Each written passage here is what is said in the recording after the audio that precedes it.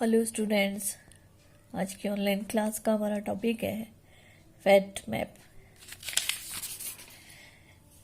Fat maps, it is a representation fat of each part of an early embryo।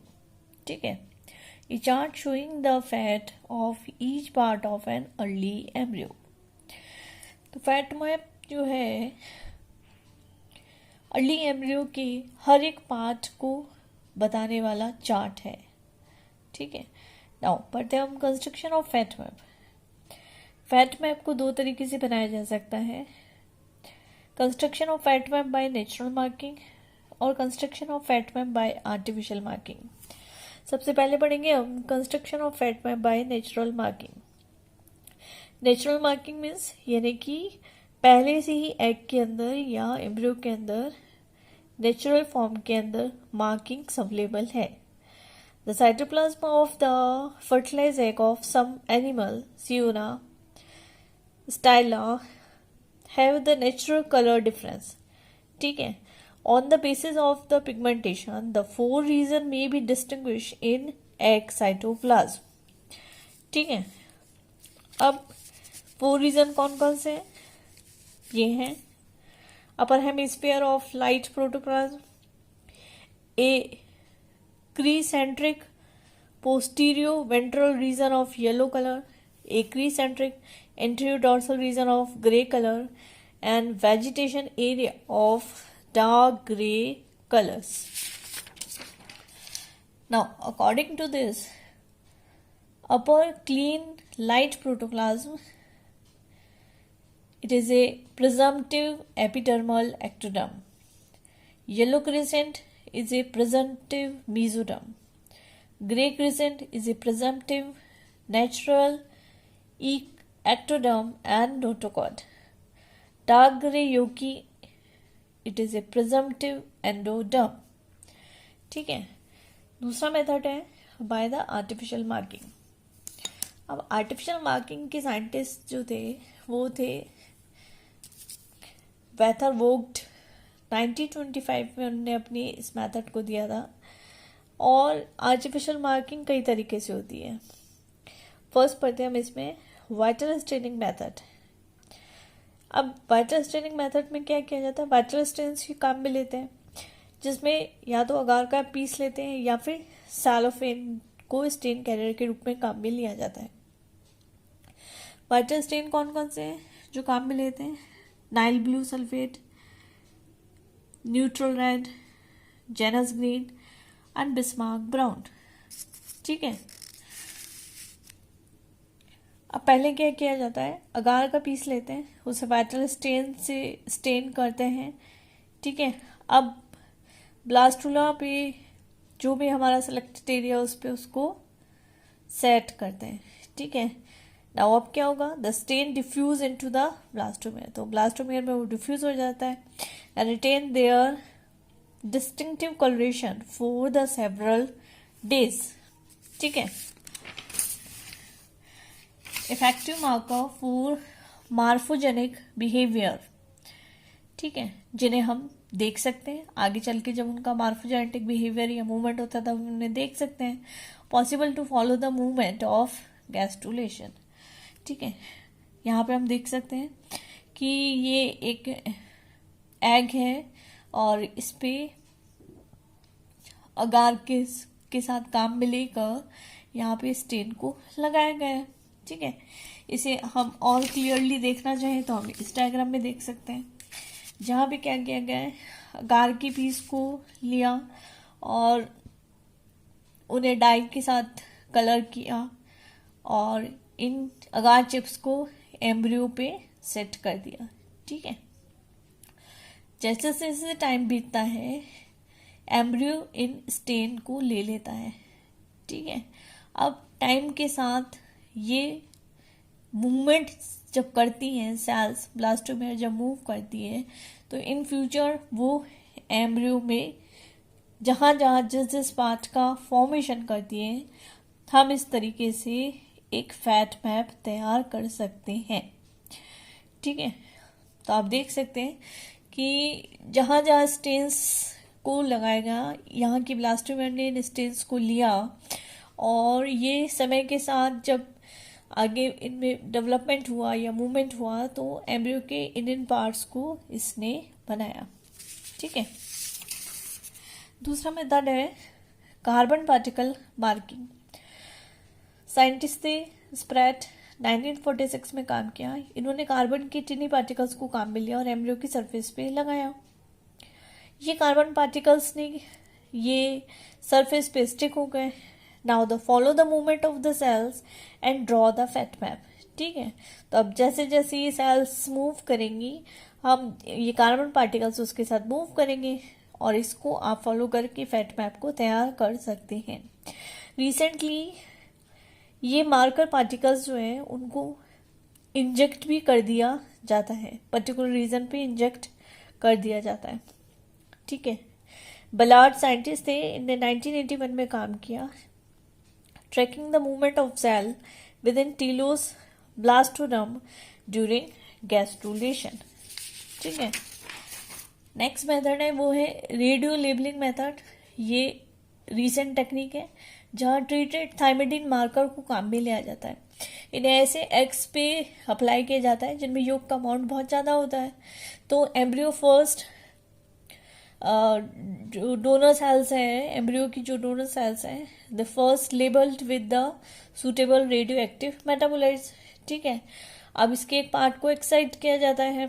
ठीक है। And graft on to a normal unlabel embryo, और fat of label primordium now easily find by the sectioning the host embryo and by the autoradiography। ठीक है। एक और example हम देखते हैं। रोजेनक्विस्ट थे, इन्होंने चिक की एपीब्लास्ट सेल्स ली जिनको लेबल्ड किया और इसको ग्राफ्ट किया अनलेबल्ड ब्लास्टोडर्म पे। Now prove that some endoderm as well as mesoderm originate from the epiblast। ठीक है। तो ये ट्रीटेड जो थाइमिडीन था इसको डीएनए में इनकॉर्पोरेट किया जाता है और फिर बाद में इसे हाई रिजोल्यूशन ऑटो रेडियोग्राफ तैयार कर लिए जाते हैं। बट इस मेथड का एक radio label technique, radio labelling method, इस मेथड का एक डिसएडवांटेज है, और डिसएडवांटेज ये है कि जैसे जैसे सेल डिवीजन होता है ये डाइल्यूट होता जाता है और बाद में ये अनडिटेक्टेबल लेवल पर आ जाता है। नेक्स्ट मेथड है वो है histochemical and cytological method. Okay. A variety of natural marker have been used in the construction of fat map। ठीक है। जैसे कि मेलेनिन ग्रैन्यूल्स, चिक रेटिनॉल पिगमेंट सेल के अंदर होते हैं, जो glycogen which can be the stain with the periodic acid shift reaction, alkaline phosphatase. ठीक है। तो ये सभी के सभी जो मार्कर्स हैं they are the reflect the metabolic activity of the cell. Next method है वो है cytological method. Two close related species को काम में लिया जाता है जैसे कि चिक और quail. They can be distinguish from each other. ठीक है। But they have some important characteristics. For example the quail cell have a mass of nuclear associated heterochromatin. ठीक है। और इसको हम यहाँ अच्छे से समझते हैं। कुछ साइंटिस्ट इसे जेनेटिक लेबलिंग मेथड भी कहते हैं, जहाँ पे एम्ब्रियो क्रिएट किया जाता है a same organism contain cell with the different genetic constitution के साथ। ठीक है। साइंटिस्ट थे मैनगोल्ड और स्पीमैन, जिनने अपना एक्सपेरिमेंट किया था और इनने क्या देखा था कि एम्ब्रियोनिक टिश्यू को ट्रांसप्लांट किया एक न्यूट की एक स्पीसीज से दूसरे न्यूट की स्पीसीज पे, और काइमेरिक एम्ब्रियोज जो हैं उन्होंने तैयार करे। ठीक है। ये काइमेरिक एम्ब्रियोज जो थे वो कैसे थे? They have genetic material from the more than one genetic resources. ठीक है।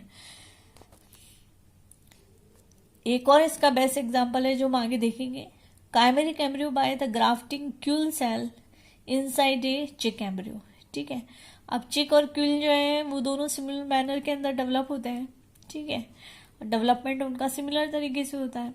नाउ ग्राफ्टेड क्यूल सेल्स को चिक के अंदर डेवलप किया तो उन्हें they construct the various organs. The quail cell different from the chick cell. कैसे?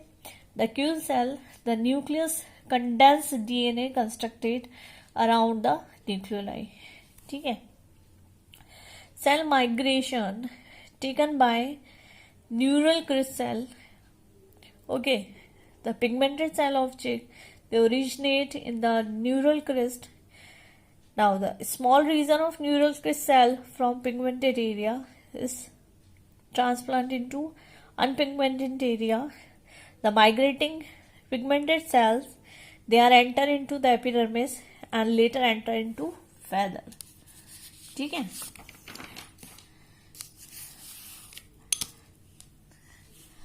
अब हम बात करते हैं कुछ इंपॉर्टेंट एग्जांपल्स की. द ट्यूनिकेट फैट मैप और fat map of tunicate embryo. Right, हम जो ले रहे हैं एग्जांपल वो है स्टाइला पार्टिटा. स्टाइला पार्टिटा का एम्ब्रियो देखते हैं हम, और ये हमारे पास डायग्राम है इसका, बहुत अच्छा सा क्लियर. ये अनफर्टिलाइज एग है. ठीक है, अनफर्टिलाइज एग में ग्रे साइटोप्लाज्म नजर आ रहा है हमें, और इसके चारों ओर कॉर्टिकल लेयर है जिसमें येलो कलर के लिपिड इंक्लूजन्स पाए जाते हैं. जैसे माइटोसिस मियोसिस के अंदर हुआ तो इसके क्लियर सब्सटेंस एनिमल हेमिस्फेयर की ओर स्टार्ट एक्यूमुलेट होना स्टार्ट हो गया, और जैसे स्पर्म की एंट्री हुई उसके तुरंत बाद ही ये जो कॉर्टिकल येलो साइटोप्लाज्म था ये वेजिटल पोल की ओर आ गया. ठीक है, तो जैसे ही ये वेजिटल पोल की ओर आए तो अब नेक्स्ट जो हम देखते हैं यहाँ पे कि ये मेल प्रो न्यूक्लियस है, ये माइग्रेट करता है और ये इक्वेटर की ओर माइग्रेट करता है. ठीक है, और इसके साथ साथ येलो जो लिपिड इंक्लूजन है वो भी माइग्रेट करते हैं. ठीक है, येलो क्रिस्टेंट बनाते हैं यहाँ पे, और ये जो वेजिटल वाला ये रीजन है ये क्या करता है, लार्वा के अंदर टेल मसल का फॉर्मेशन करता है.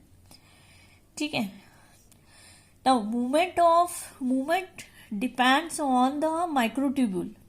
Okay, that generate by sperm centriole and waves of calcium ion that contract animal pole cytoplasm. ठीक है, तब नेक्स्ट डायग्राम में हम देख सकते हैं कि क्लियर जो एरिया है वो क्या बना रहा है, एक्टोडर्म. ठीक है, और येलो पिगमेंटेड एरिया जो है वो क्या बना रहा है, मेसोडर्म का फॉर्मेशन कर रहा है. ठीक है, और जो भी ग्रे इंक्लूजन वाला जो पार्ट है वो क्या बना रहा है, एंडोडर्म का फॉर्मेशन करता है, और लाइट ग्रे जो पार्ट है वो न्यूरल ट्यूब और नोटोकॉट का फॉर्मेशन करती है.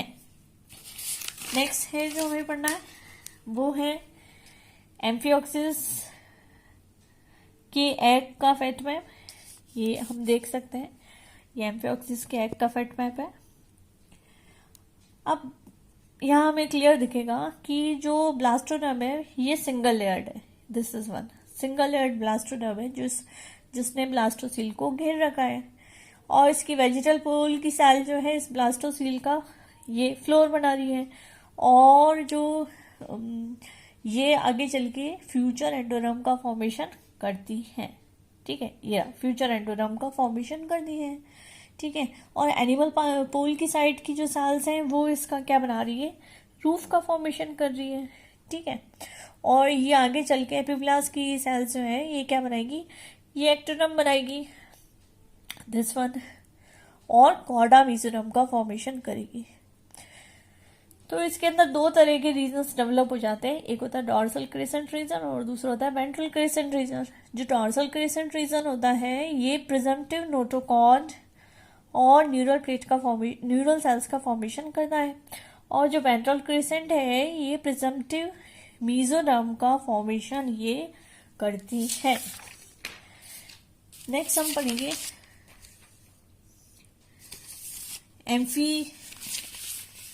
एम्फीबियन ब्लास्टूला, ठीक है, और fate map of amphibian blastula. ये डायग्राम है, ये एन्यूरा का एम्फीबिया है और एन्यूरा एम्ब्रियो का फेट मैप है, ठीक है। अब ये कैसा होता है, एक राउंडेड स्ट्रक्चर वाला होता है, ठीक है, और इसका जो वेजिटल रीजन होता है वो योक फिल्ड होता है और पिगमेंट लेस एरिया होता है और बड़ी मैक्रोमियर्स से बनी हुई होती है। They represent the presumptive endoderm, ठीक है, जिसमें मिडगट और हाइंडगट के फॉर्मेशन के मटेरियल्स जो होते हैं वो भरे हुए होते हैं। और जो एनिमल पोल रीजन होता है वो दे रिप्रेजेंट द एपीब्लास्ट, और उसमें माइक्रोमियर्स पाई जाती है, ठीक है। और ये जो एपीब्लास्ट जो होती है ये काफ़ी ज़्यादा थिक, सेवरल लेयर थिक होती है और पिगमेंटेड होती है, ठीक है, और they are derive from the animal pole. और ये फ्यूचर में क्या बनाएंगी, एक्टोडर्म का ये फॉर्मेशन ये करती है। तो दो तरह के रीजन जो है इनमें पाए जाते हैं मेनली, एक वो जो कि प्रिजम्पटिव प्रोस्पेक्टिव एपिडर्मल एक्टोडर्म बनाती है, ठीक है, और वो आगे चल के क्या करेंगी, वो स्किन की एपिडर्मिस जो होती है उनका फॉर्मेशन करती है। और दूसरी जो होती है वो होती है प्रोस्पेक्टिव सेंट्रल नर्वस सिस्टम जो बनाएगी, ठीक है, और they develop brain, spinal cord and sense organs, ठीक है। तीसरा इसके अंदर रीजन होता है वो होता है इंटरमीडिएट और मार्जिनल रीजन, ठीक है। ग्रे क्रेसेंट एरिया ब्लास्टूला में इक्वेटर पर सेल के रिंग के जैसे अरेंज हो जाती है, ठीक है, और ये आगे चल के फ्यूचर में मेसोडर्मल सेल बनाएंगी। और ये इसमें 4 सब रीजन्स जो होते हैं वो पाए जाते हैं। पहला रीजन नोटोकॉर्डल रीजन, ये डॉर्सल साइड ऑफ ब्लास्टूला को बनाता है और ये नोटोकॉर्ड अराइज करता है। दूसरा है area of anterior part of alimentary canal, ये नोटोकॉर्ड के बिल्कुल नीचे होता है और they gives endoderm lining of the mouth, gill region and pharynx. तीसरा रीजन होता है इसके अंदर द रीजन ऑफ सोमाइट्स और सेगमेंटल मसल्स, ठीक है, they present both side of notochord and develop the trunk muscles, okay. चौथा रीजन होता है इसमें ventrolateral mesoderm area, they rise to mesodermal lining of the body cavity, kidney and reproductive organ, okay. Next है हम इसमें पढ़ेंगे वो है चिक एम्ब्रियो का fat map. This is a fat map of चिक एम्ब्रियो, ओके। अब चिक एम्ब्रियो के अंदर 2 क्लियर रीजन, 2 एरिया जो होते हैं वो पाए जाते हैं। फर्स्ट है एरिया पैलोसिडा जो क्लियर रीजन होता है, जो कि योक फ्री रीजन होता है, और एरिया ओपेका जो कि योक वाला रीजन होता है, जो कि बाहर की साइड होता है, ठीक है। Area pellucida they consist of 2 layers, ठीक है, एंड इसकी जो सेल्स होती हैं they expose to the surface पे एक्सपोज होती हैं और वो एपीब्लास्ट बनाती हैं। The cells they are located below the cleft, वो हाइपोब्लास्ट बनाती है, ठीक है। और ये जो एम्ब्रियो एक तरीके से कैसे बनता है, सिर्फ क्लियर रीजन की साइड ही होता है। यू भी कहें कि ये ब्लास्टोडिस्क का फॉर्मेशन करता है और इसका जो योक होता है वो अनडिवाइडेड होता है, ठीक है। तो एपीब्लास्ट की सेल्स नोटोकॉर्ड के चारों ओर अरेंज होती है, ठीक है। Anterior part of area pellucida they form ectoderm, epidermal ectoderm, neural plate ectoderm, ठीक है, and embryonic membrane. And posterior half of area pellucida ये बनाती है मेसोडर्म और एक्स्ट्रा एम्ब्रियोनिक मेसोडर्म, और middle part of area pellucida ये बनाती है न्यूरल प्लेट, ठीक है। और ये इसको एक ट्रांसफर क्रेसेंट शेप जो है मास प्रोवाइड करती है। द सेल ऑफ फाइब्रोब्लास्ट ये बनाती है एंडोडर्म, ठीक है, और जिसके अंदर कुछ गट इनकॉर्पोरेटेड सेल्स होती है जो आगे चल के क्या बनाएंगी, योग सैक का फॉर्मेशन करती है, ठीक है। तो फैट मैप जो है ये बहुत ही इम्पॉर्टेंट है और ये हमें क्या बता रहा है कि सेल्स या फैट मैप की स्टडी से हम ये समझ सकते हैं कि सेल्स गैस्ट्रुलेशन की मूवमेंट करने के बाद इन फ्यूचर ये ऑर्गन्स जो है इनका फॉर्मेशन ये करती है, ठीक है। Thank you.